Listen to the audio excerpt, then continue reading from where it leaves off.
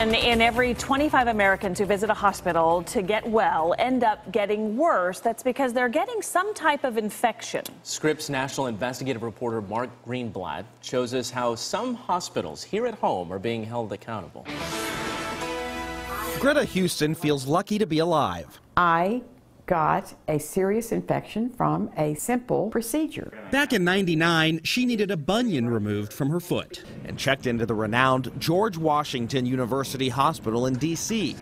Days after her procedure, she registered a 104-degree fever and was rushed to a different hospital. You spent 10 days in the hospital as a result of all this? I did, and I had antibiotics pumped into my veins every 8 hours. Why was that necessary?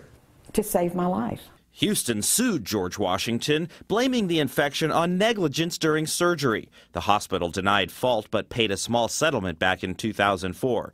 15 years later, the government is finally cracking down on hospitals in an effort to reduce infection rates. Now, GW is on the first ever list of hospitals penalized by the federal government for having too many hospital-acquired conditions like blood or urinary tract infections. It's just appalling. But turns out some of the nation's biggest and most well-known hospitals joined George Washington on the federal government's list of poorest performers. Medicare withheld money from the Ronald Reagan UCLA Medical Center, the Cleveland Clinic in Ohio, and even the Yale New Haven Hospital. It's part of a Get Tough approach the Centers for Disease Control supports, saying more than 700,000 patients still acquire hospital infections each year. Around 70,000 of those people will die while they're in the hospital.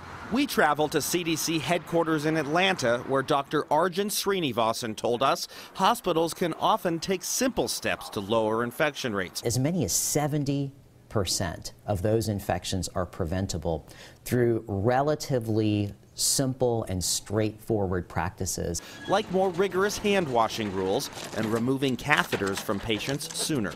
But some hospitals feel unfairly singled out. The bigger the hospital is, the more likely they are to be penalized. You know, some of these larger hospitals do tend to admit larger numbers of patients.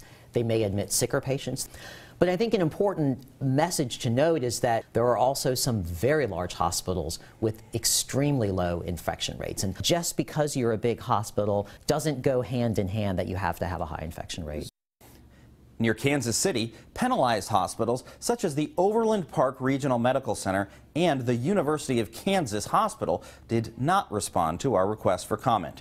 Other hospitals did report a significant reduction in hospital-acquired conditions. Mark Greenblatt for the Scripps National Bureau in Washington.